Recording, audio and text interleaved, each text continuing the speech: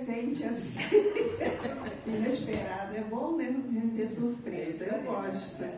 Então vamos ver se Jesus e os benfeitores da casa se me inspiram para essa leitura do Evangelho e comentário que aí será de todos nós. Eu abri o capítulo 2. O meu reino não é deste mundo. E eu vou ler o item, a partir do item 4, porque na realidade eu abri o item 5, o ponto de vista, mas eu vou ler o anterior, que é a realeza de Jesus. E aí nós vamos dar prosseguimento com a participação de todos. Do Evangelho segundo o Espiritismo, Allan Kardec, capítulo 2, meu reino não é deste mundo, a realeza de Jesus. Que não é deste mundo o reino de Jesus, todos compreendem, mas também na terra não terá ele uma realeza? Nem sempre o título de rei implica o exercício do poder temporal. Dá-se esse título por unânime consenso a todo aquele que, pelo seu gênio, ascende à primeira plana numa ordem de ideias quaisquer, a todo aquele que domina o seu século e influi sobre o progresso da humanidade. É nesse sentido que se costuma dizer: o rei ou o príncipe dos filósofos, dos artistas, dos poetas, dos escritores, etc. Essa realeza oriunda do mérito pessoal, consagrada pela posteridade, não revela muitas vezes preponderância bem maior do que a que exige a coroa real, imperecível é a primeira, enquanto esta outra é joguete das vicissitudes. As gerações que se sucedem à primeira sempre a bendizem, ao passo que por vezes amaldiçoam a outra. Esta, a terrestre, acaba com a vida. A realeza moral se prolonga e mantém o seu poder. Governa sobretudo após a morte. Sob esse aspecto, não é Jesus mais poderoso rei do que os potentados da terra? Razão, pois, lhe assistia para dizer a Pilatos, conforme disse: sou rei, mas o meu reino não é deste mundo. Então, nesse item 4, Kardec veio nos falando de dois tipos de realeza. Aquela realeza terrestre, que todos nós ainda convivemos, né? Ainda tem muitos países que têm reinos, que é temporário, e nem sempre são considerados, após a morte, ter essa mesma esse respeito, essa soberania, né? Depois do desencarne. Muitos não são até nem benquistos, né? Sofrem algumas críticas. E aí ele está falando que essa realeza moral, ao contrário, ela fica para todo sempre, porque é moral. Então, aqueles que têm essa realeza moral desencarnam, mas eles continuam no coração daqueles que o consideram rei, né? Essa realeza moral. E aí, quando ele fala em relação aos reis dos filósofos, dos poetas, nós temos vários reis, né? Eu vou falar um que eu gosto. Rei Roberto Carlos. Quem não fala? É o rei Roberto Carlos. Da geração dele, os cantores da geração, quem está? Né? Ele ainda está. E creio que após o desencarne dele, ainda vai ser lembrado por muito tempo, em função das músicas, das mensagens. O Rei Pelé até hoje. Todas as experiências que ele deixou para nós. E aí de atividade humana? É o rei. Creio que não tem nenhum jogador que chegou a se assemelhar, se aproximou, mas não conquistou esse título de rei, embora alguns tivessem, né? Não, o rei é o fulano, é o cicrano. Mas na realidade, os países reconhecem ele como rei, né? E aí, essa é a diferença. Ele é um rei, é moral, como a conquista pelos feitos que eles fizeram. Na música, pode não ser unanimidade, mas a grande maioria falam das mensagens que ele deixa para nós. E o Pelé no futebol. É interessante, Jordânia, para a gente ver por que o título de rei, não é? Porque significando que é um título maior, né? Porque para dar esse título, né, a pessoas diferentes, em setores diferentes, em atividades diferentes, é porque é considerado maior. Então, quer dizer, isso veio desde anterior a Jesus, desde a civilização, quem recebia aquele título, né? Por exemplo, dos poetas. Até hoje ainda se faz homenagem aos poetas antigos, chamando de rei, né? Os filósofos antigos, quer dizer, todos que deixaram realmente uma mensagem. E essa mensagem moral, ela é imperecível, né? Fica após muitas gerações. E aí o item 5, o ponto de vista. A ideia clara e precisa que se faça da vida futura proporciona inabalável fé no porvir, fé que acarreta enormes consequências sobre a moralização dos homens, porque muda completamente o ponto de vista sobre o qual encaram eles a vida terrena.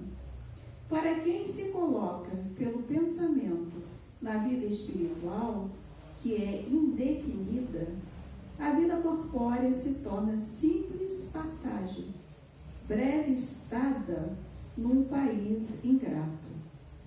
As vicissitudes e tribulações dessa vida não passam de incidentes que ele suporta com paciência,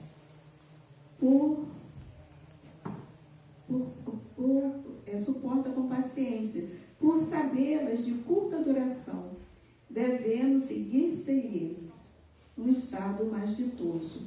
A morte nada mais restará de aterrador.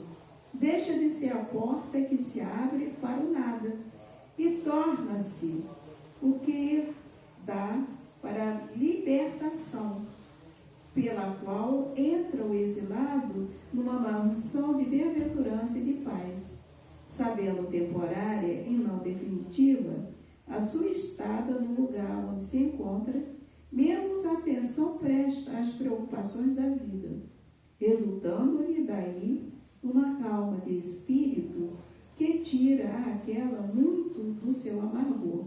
Então, esse ponto de vista é muito interessante. Como eu, pelo menos, entrei na doutrina espírita já,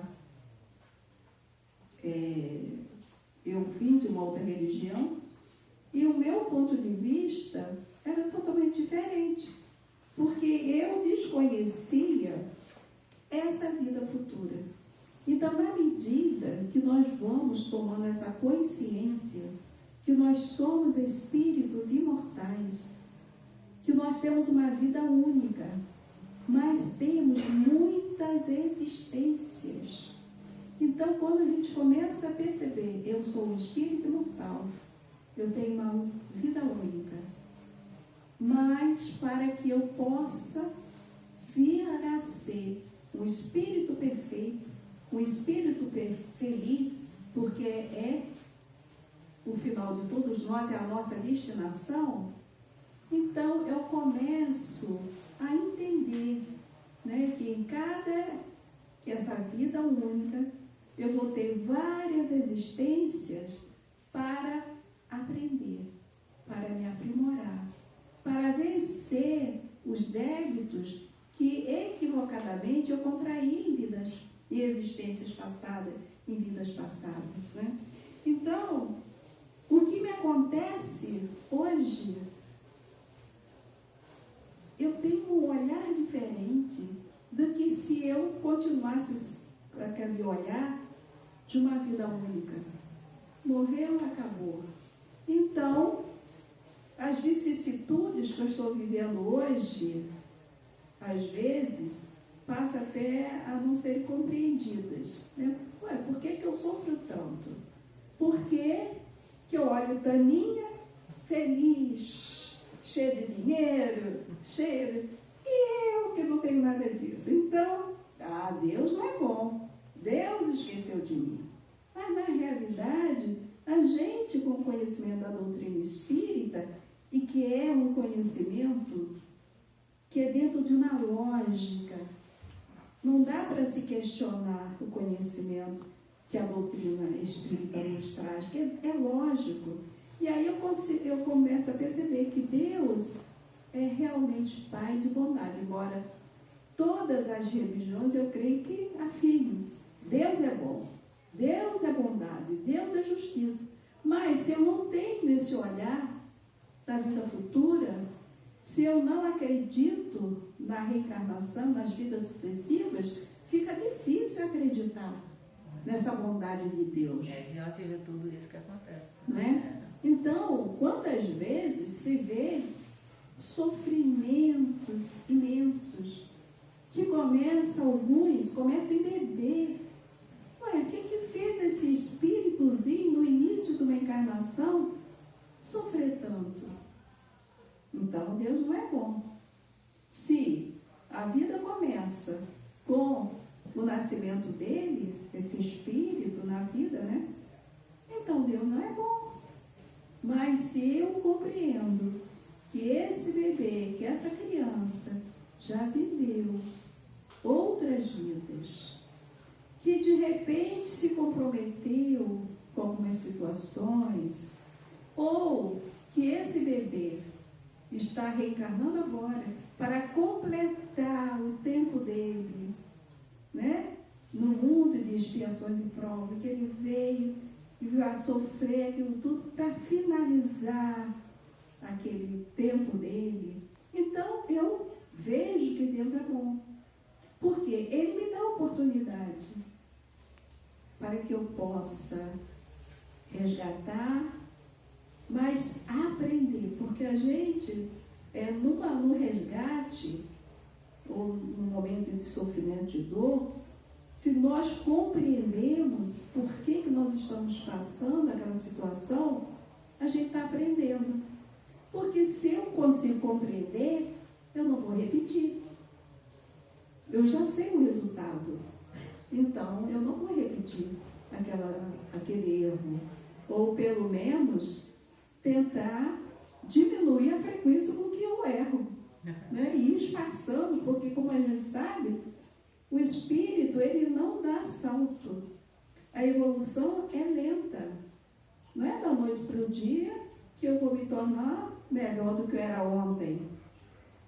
Mas a minha proposta é, a cada dia, superar alguma coisa em mim, alguma falha, alguma dificuldade. Então, essas vicissitudes da vida terrena, se meu ponto de vista já é da vida futura, eu passo por ela tranquilamente.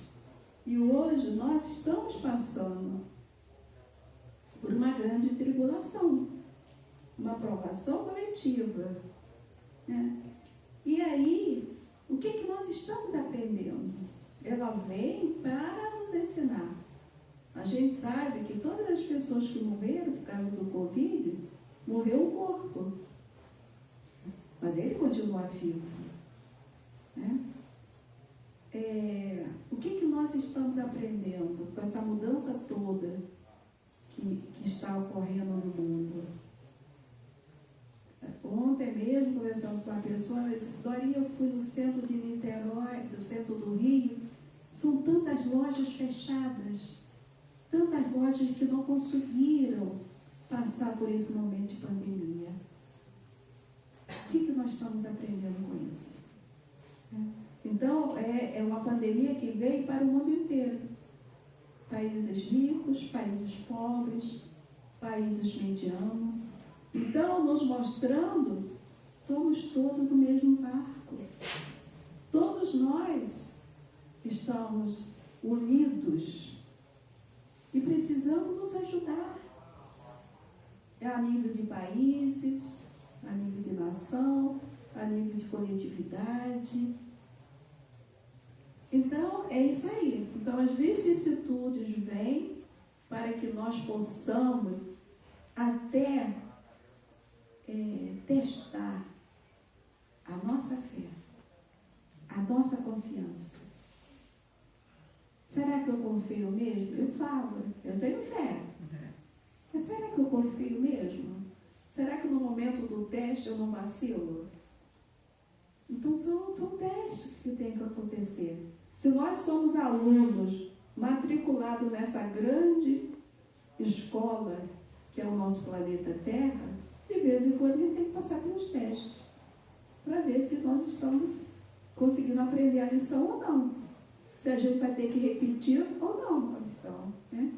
Então... Vida futura que o Marcelo falou, foi sábado. O sábado o Marcelo falou, o tema dele foi a vida futura, entendeu? Né?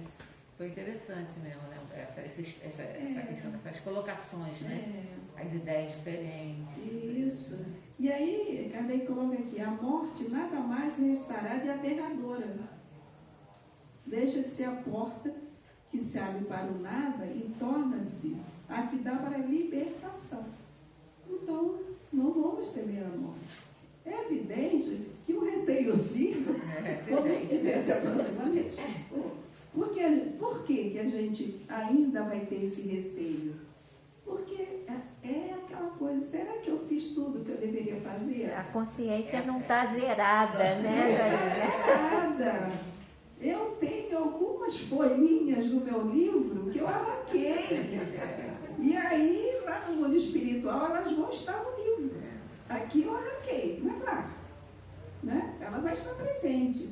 Então é por isso que a gente ainda fica com esse receio de chegar no momento da coisa. Mas a gente sabe que é libertação. E a gente sabe que tudo que a gente faz, tudo está registrado. De bom e de mal.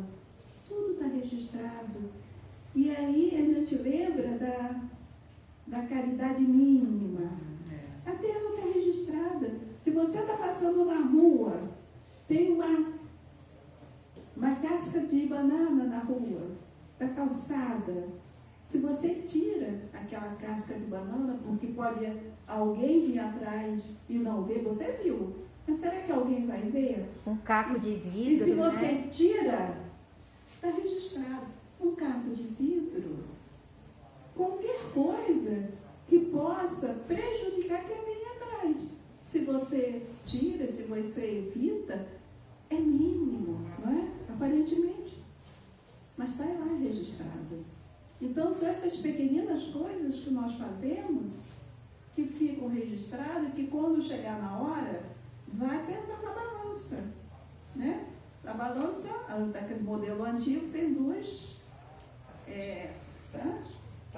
Tem dois pratos.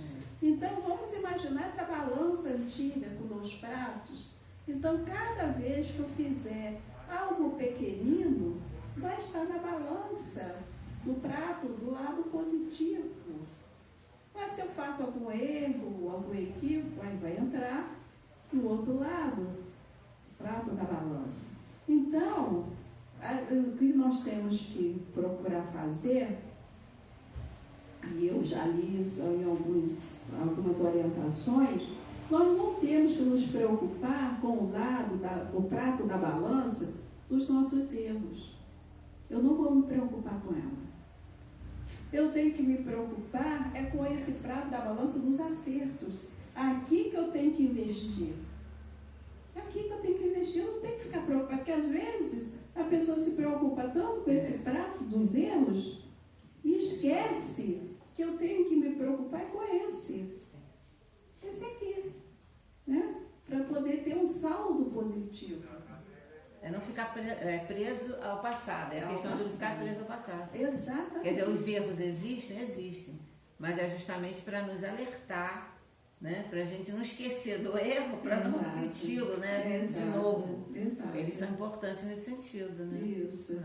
E aí, claro que a gente vai, né, estar tendo esse prato justamente para não repetir, para evitar outros, mas nos preocupar muito mais naquilo que a gente está fazendo hoje de bom, de positivo, e aumentar, né, essas atividades no bem. Ô, Dorinha, aí entra uma outra questão muito importante que a doutrina vem trazer para a gente, né? A questão do esquecimento, porque quando a gente investe no lado positivo, que você fala, deixa o erro que você fez, assim, meio que em banho-maria, você está lembrando daquele erro que você fez agora, não é verdade? Eu falava mal das pessoas, agora eu vou me reajustar e não vou ficar fazendo intriga, falando mal das pessoas. Vou procurar ver o lado bom. Mas quando vem do pretérito, já vira uma bênção esse esquecimento, porque você, não é verdade? Então, é a luz vermelha que fala, né, Luiz? exatamente. Acende a luz vermelha. Aí você não lembra, você fala assim, mas por que eu estou sofrendo? Eu tinha que me lembrar, né? Então, é uma bênção. Exatamente, exatamente. E às vezes, né, Solange, esse passado, que pode também ser nesta encarnação. Algum tempo atrás, eu fiz alguma coisa errada, né? Então eu não tenho que ficar alimentando esse erro. E cada vez que eu fico pensando, eu estou dando vida, vitalizando aquele erro. Então, às vezes, quando a gente participa de grupo, trabalho de grupo, eu sempre falava, olha, há 5 anos atrás, a Dorinha errou. A Dorinha errou por quê? Porque ela quis errar. Porque ela não sabia que era errado. Porque foi influenciada. Enfim, não importa o motivo, errou. Agora, a Dorinha já viveu mais 5 anos. Não é mais aquela Dorinha de 5 anos atrás. Então, o que eu vou dizer? Bom, errei. Porque eu quis? Foi, eu quis. Eu não sabia, eu assumo essa responsabilidade e vou continuar vivendo e procurando fazer algo de positivo para até compensar esse meu erro passado. Porque errar, todos nós já erramos muito e nós vamos errar. Mas assim, assumindo a responsabilidade daquele erro e seguindo em frente. Olha, eu fiz, não sabia, eu quis, mas agora eu não quero mais. Agora eu já aprendi. E aí segui em frente, né? Agora eu lembrei, Dani, quando você lembrou do negócio da casca de banana, né? Uma coisa pequena, uma atitude pequena. Aí eu me lembro que alguém, não me lembro quem foi, tinha feito um estudo aqui e que deu esse exemplo. Não me lembro quem que foi, se foi Lícia, foi alguém que falou. E foi muito interessante, porque quando foi na semana seguinte, a gente ia subindo de táxi, lembra disso? Eu lembro. A gente ia subindo no táxi. Aí o motorista, de repente, parou, ali na subidinha. Ele parou, abriu a porta e falou assim, o que houve? Achando que fosse alguma coisa no carro, né? Ele viu no céu, era aquele... Era uma pedra, mas tipo essa agulha que pode furar pneu. Aquela pedra com uma ponta em cima. Tinha chovido, tinha descido aquelas pedras, aquelas coisas. Bem na subida, né? Quer dizer, quando ele subiu, que ele viu a pedra do lado contrário, assim, ele parou e foi lá e pegou a pedra e encostou lá no canto. Aí nós achamos graça porque esse exemplo tinha sido dado no estudo anterior, entendeu? E ele, quando ele viu a tal da pedra, ele parou, abriu a porta, foi lá, pegou a pedra, encostou lá e voltou. Então foi muito esse interessante. motorista que nós não sabemos qual é a religião dele, não sabemos nem se tem religião, mas ele Naquele tem uma momento, preocupação com o outro. Então, um pequeno gesto de bondade, de preocupação com o outro, Evitando, vai estar lá registrado. Lógico. O que ele não evitou, né, com aquilo, Sim. né? Num carro que descesse, ia bater bem ali, né? Eu lembro, Dorinha, de uma reunião mediúnica em que um benfeitor veio e falou, vocês acham que não fazem nada, como vocês vão se surpreender depois de desencarnarem e verem os seus atos positivos. Porque as coisas pequenas que a gente acha que não a gente acha que não influenciou em nada. E ele disse que a gente vai ficar muito surpreso. São as pequenas coisas. Tomara! Tenham boas surpresas. Boas surpresas. Porque são coisas pequenas que vão sendo acumuladas, que passam às vezes despercebidas, gente, né? Mas como eles estão atentos em tudo. Ainda bem que já passa despercebido. Não é? Passa às vezes despercebido, Está se lógico. focando nisso que já é uma coisa natural. Isso, lógico. E eles que são nossos amigos, eles vão registrando a nosso favor. Não é? É isso aí. Então, continuando aqui a leitura. Pelo simples fato de duvidar da vida futura, o homem dirige todos os seus pensamentos para a vida terrestre. Sem nenhuma certeza quanto ao porvir, dá tudo ao presente. Nenhum bem divisando mais precioso do que os da terra, torna-se qual a criança, que nada mais vê além de seus brinquedos. E não há o que não faça para conseguir os únicos bens que lhe afigurem reais. A perda do menor deles lhes ocasiona causticante pesar. O engano, uma decepção, uma ambição insatisfeita, uma injustiça de que seja vítima, o orgulho ou a vaidade feridos, são outros tantos tormentos que lhe transformam a existência numa perene angústia, infligindo-se ele, desse modo, a si próprio, verdadeira tortura de todos os instantes, colocando o ponto de vista de onde considera a vida corpórea no lugar mesmo em que ela aí se encontra. Vasta proporções assume tudo que o rodeia. O mal que o atinja, como o bem que toque aos outros, grande importância adquire em seus olhos. Aquele que se acha no interior de uma cidade, tudo lhe parece grande. Assim, os homens que ocupem as altas posições, como os monumentos. Suba ele, porém, a uma montanha, e logo bem pequenos lhes parecerão ou homens e coisas. Então, é mais ou menos o que nós já comentamos com relação a o duvidar da vida futura. E aí, é uma pergunta para nós. Não precisa responder, claro. Uma pergunta para nós. Será que nós acreditamos 100% na vida futura? Será que em algum momento não bate uma certa incerteza? Né? Isso é um exercício que nós temos que fazer conosco mesmo, porque às vezes nós nos iludimos, nós acreditamos que já esse conhecimento já está assimilado, já está, vamos dizer assim, sedimentado dentro de nós. E em alguma situação a gente fica vacilando, né? Então é muito importante que nós, de vez em quando, façamos esse exercício conosco mesmo. Como eu reagiria? Como ele fala aqui em algumas situações, se eu tivesse muito dinheiro e aí tudo eu perco de um momento para outro, como eu iria reagir? Eu me lembro, assim, com relação a esse orgulho e vaidade, quando nós somos atingidos no nosso orgulho, a nossa vaidade, como é que eu estou reagindo a isso? Eu me lembro, teve lá no Rio uma vez, uma enchente muito grande em Jacarepaguá, ali na comunidade Rio Anil, e ali embaixo eram só mansões que tinha.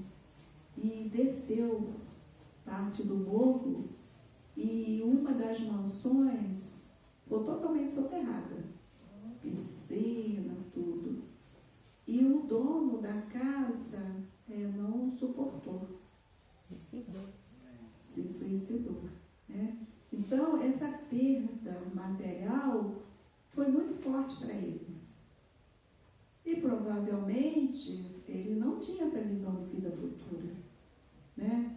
Não sabia, não estamos aqui para julgar, né? Mas quando a gente sabe que tudo que nós temos é empréstimo, que um dia nós vamos devolver, então a reação é outra. É claro que uma perda grande vai nos afetar, com certeza, que nós ainda estamos no mundo, né? Sofremos a influência da matéria, vai nos afetar, mas não a ponto, eu creio, de tirar a própria vida, né? A vida do corpo. Eu creio que não. Mas vai afetar? Claro que vai.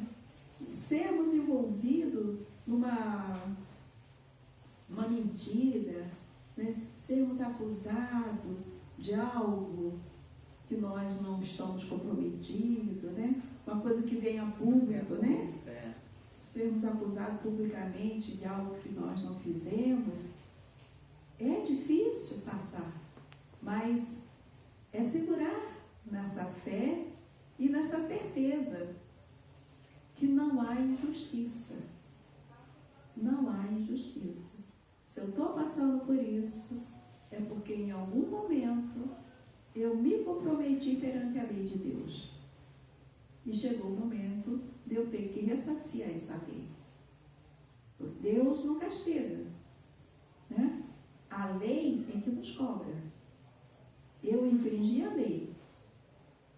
Então, se eu faço alguma coisa para Solange, eu não estou ferindo Solange. Solange vamos dizer, um veículo, mas eu estou infringindo a lei divina. Porque a lei diz, amar ao próximo a si mesmo. Solange é meu próximo. Eu não gostaria de passar por aquilo. E fiz para ela, então eu estou infringindo a lei de Deus. E um dia eu vou resgatar perante a lei. É que nem as cobranças, né? Hoje de manhã eu estava vendo que começou a chegar as multas que estavam paradas por causa da pandemia, e teve uma senhora dizendo, recebi 5 multas de uma vez. Por quê? Em algum momento ela infringiu a lei do trânsito. Porque se não tivesse infringido, não chegaria a 5 multas. Com todo o erro que a gente sabe que existe, mas não vamos generalizar, já que tudo, né? Então, em algum momento ela infringiu a lei. Então, veio. Assim somos nós. Quando nós infringimos a lei de Deus, em algum momento vai vir. Ô Dorinha, a respeito dessa lei do retorno, né, ação e reação, a gente vê a misericórdia divina. A gente está estudando, você sabe, é o caminho da luz. E então, nessa última quinta-feira, uma frase de Emmanuel nos chamou a atenção ao grupo, que ele fala assim, a limitada liberdade de ação do povo da terra, de nós humanos. E nós ficamos inculcados com esse limitada. Como é que pode? Né? E então, a gente vê que Deus permite que a gente vá fazer essas infrações à sua lei até o limite que a reação não venha nos aniquilar o bom ânimo e tudo mais. Ele deixa que a gente vá até o limite das forças de receber a reação da nossa ação, né? Então, a misericórdia de Deus é única, é infinita. E aí, 2 coisas só para... que o nosso livre-arbítrio, a gente vai se apoderando dele, ou vai atuando mais, na medida que a gente vai evoluindo. Quanto mais evoluído eu sou, mais o meu livre-arbítrio é muito mais abrangente. O primitivo não tem livre-arbítrio que nós temos. é de acordo com a evolução. Nós, do planeta Terra, planeta de expiações e provas, estamos dentro de um limite de livre-arbítrio. Mas o que eu queria também dizer é que Emmanuel tem um livro intitulado Perante Jesus. Eu não vi, mas me lembro, que é uma passagem que a gente gosta muito. Então, no livro, tem um capítulo em que ele diz assim, eu não me lembro as palavras, falar aproximadamente. Ele diz assim, que a misericórdia divina, no dia em que ela vem, aliás, quando chega o momento que nós resgatarmos os nossos erros perante as leis divinas, manda a misericórdia que, se ao encontrar aquela pessoa em trabalho ativo no bem, a misericórdia divina manda suspender indefinidamente aquela cobrança. É mais ou menos isso, né? Então, é isso. Quer dizer, infringimos a lei. Aí chega o dia dos boletos. Passa anos, olha, mas agora... O crédito e karma. O boleto. Chegou o boleto. Mas se aquele que vem cobrar encontre um serviço ativo do bem, manda a misericórdia, que suspenda a cobrança indefinidamente. Fala, a gente vive isso, né? Nas reuniões mediúnicas, que às vezes chega um companheiro que está com uma influenciação, né? Está exercendo uma influenciação negativa, e quando ele chega e vê aquele a quem, né, ele iria cobrar, vamos dizer assim, a gente vê de uma maneira concreta que às vezes ele fica vacilante, porque vê que o indivíduo já está com uma outra visão e uma outra proposta, né? E aí eu vou aproveitar que eu falei que estou falando sobre a reunião mediúnica, para lembrar a importância desse conhecimento que a gente está tendo da vida futura, dessa preocupação. E eu me recordo do companheiro essa semana que perguntou, mas tem gente que fica pensando sobre isso, né? Sobre a morte, sobre a vida futura, porque o conhecimento da vida futura dá uma outra visão da morte, né? Era um companheiro que não conhecia, e que ensinamento que ele trouxe para a gente, né? Da valorização de nós podermos estar aqui pensando, né, sobre a vida futura, sobre essa certeza que nos fortalece tanto e que, como você falou, precisa estar assim, sendo transparecida nas nossas atitudes nos momentos de necessidade, né? Na hora da dor, na hora, né, do teste. E a minha fé, o conhecimento da vida futura, qual a diferença que está fazendo no meu comportamento, na minha vida? Então, é um tesouro. É um tesouro. E quanto, né, Taninha, a pessoa que está já com essa conduta, assim, consciente, né, dessa vida futura, o quanto ela influencia outras pessoas com o seu exemplo. Não precisa falar, basta uma atitude, né? E aí a gente já sabe que nós estamos cercados por uma nuvem de testemunho, né? De encarnados e desencarnados. Porque às vezes a gente lê essa nuvem de testemunho e acha que é só desencarnado. Mas não é que eu estou falando aqui, olha quanto testemunha. Eu falo uma bobagem aqui, olha quanto testemunha, né? Então, nós ter essa consciência que nós estamos cercados por essa nuvem de testemunhas. Então, o nosso exemplo, nossa atitude é muito importante, né? Então, agora eu vou aproveitar e nós tivemos um estudo aqui, né, que o companheiro falou sobre profeta. Profeta é todo aquele que fala da palavra de Deus. Né? Porque a gente acha que profeta é o que faz profecias, previsões, mas na realidade, o sentido, então, quando a gente está falando da palavra de Deus ou conversando sobre ela, às vezes não está falando assim em público, mas está conversando com outras pessoas. Nós estamos sendo profetas. O que nós estamos profetizando? É isso aí. Que tipo de profeta, né? Nós estamos sendo, né? Tem um último... Até foi Não, foi Beth, né? Depois, Júlia depois continuou, que é o mesmo capítulo, né, Júlia? Aí ela lembrou, a Júlia lembrou que você tinha comentado. Será que nós somos bons profetas? Não foi? Porque realmente, porque nós estamos profetizando, mas será que é aquilo que a gente... Aí nessa frase, por exemplo, você vai. Aí a gente lembra de Francisco de Assis quando ele diz, né? Sai, vai, leva o evangelho. Se precisar, fale. Eu acho isso tão interessante, né? Quer dizer, por quê? Porque às vezes só com a sua presença, com o seu comportamento, você já está evangelizando. Se precisar, fale no evangelho. Então, o último parágrafo. É o que sucede ao que encara a vida terrestre do ponto de vista da vida futura. A humanidade, tanto quanto as estrelas do firmamento, perde-se na imensidade.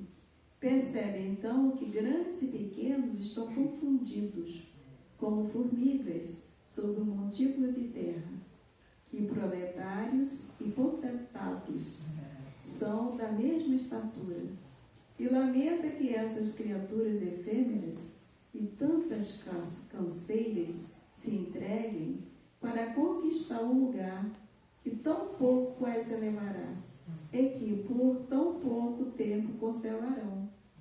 Daí se segue que a importância dada aos bens terrenos está sempre em razão inversa da vida, da fé na vida futura. Então, realmente... Tudo se mistura, né? Tudo. E a gente entende que que nós fazemos parte desse universo, que tudo está interligado, somos interdependentes, que por mais que eu viva, a minha existência seja longa, vou viver 80 anos, 90 anos, o que é isso para o espírito imortal, né? Então, que a gente possa, esse ponto, foi bom que para mim hoje, então eu gosto muito desse item, dessa reflexão da vida futura, do que nós temos aqui, desse valor que nós damos às coisas e pessoas, porque às vezes quando a gente fala que somos apegados, a gente só pensa em bens, os bens materiais, mas o apego que a gente tem também às pessoas, aos livros, a nossa pequena biblioteca e outras coisas, né? Que a gente valoriza bastante, mas que a gente tenha essa consciência que um dia tudo ficará. Nós vamos partir e tudo isso vai ficar. Tem um palestrante, o Jorge Elahat, que ele disse uma vez uma coisa que eu não tinha ainda me chamado a atenção. Tem coisas que você sabe, mas parece que não está ali, né? É um conhecimento que não está organizado. E quando alguém fala, você organiza esse conhecimento. Ele disse assim, a pessoa que desencarna, ele sofre mais do que quem fica, de saudade. Ele sofre mais saudade do que quem fica. Por quê? Porque, por exemplo, desencarna o ente querido meu. Mas ele é meu ente querido, mas ele tem ele tem um pai, tem uma mãe, tem um marido, tem um filho, tem não sei o quê. Então, todas essas pessoas vão sentir saudade dele. Agora, ele é o único para sentir saudade de todas essas pessoas. Então, ele vai sofrer muito mais quando ele lembrar da mãe, do filho, da esposa, do não sei o quê, do que nós individualmente quando lembramos dele. É muito interessante, né? E eu fiquei, meu Deus, isso é uma verdade. Ele sofre mais saudade do que nós. Né? Então, que nós possamos nos preparar, eu estou falando isso, por quê? Porque a gente está falando de vida futura. Então, até nisso, nós temos que nos preparar. Né? Do desapego das coisas materiais, do desapego aos nossos entes queridos, dos nossos amigos, nós vamos continuar amando da mesma forma, ajudando da mesma forma. Quer dizer, amor à tarefa. Eu vou sentir muita falta. Amor à tarefa, tudo. Mas fazendo esse trabalho, né? Que nós estamos de passagem. Que elas não nos pertencem. Elas pertencem a Deus. Ô, Dorinha. Toda a tarefa que nós fazemos aqui na casa, Maria de Magdala, que nós tanto amamos, é de Jesus. Não é nossa. É Ele que dirige essa casa, tendo Inácio como seu intermediário entre nós e Ele. Inácio assumiu esse comando. Mas tudo que nós fazemos é para Ele. É Jesus. Então não é nosso. Então que a gente possa ir deixando, sabendo que outros virão ocupar esse espaço, fazer essa atividade, esse trabalho. Fala, Solange. Eu me lembrei na questão desse apego às tarefas e tudo, eu me lembrei da passagem de Francisco de Assis, quando ele ficou muito triste com os rumos que né, a ordem estava tomando. Aí a Clara fala para ele: Francisco, você realmente se sente o dono da ordem? Ou o dono é Jesus? Né? Então a gente tem sempre os exemplos a seguir, né? Sempre. A gente tem que estar sempre muito atento a tantas coisas, né, que nos prendem aqui ao plano físico, né? Tantas ilusões. Então a gente tem que buscar essas verdades e lembrar quase que diariamente delas, para a gente não se iludir achando que, mas a Solange lá no shopping e tal, mas Solange só está de passagem no shopping, como eu também sou toda de passagem atendendo as famílias. Nós só estamos de passagem que não é Magdala. Obrigada a todos vocês, obrigada pela paciência que me ouviram.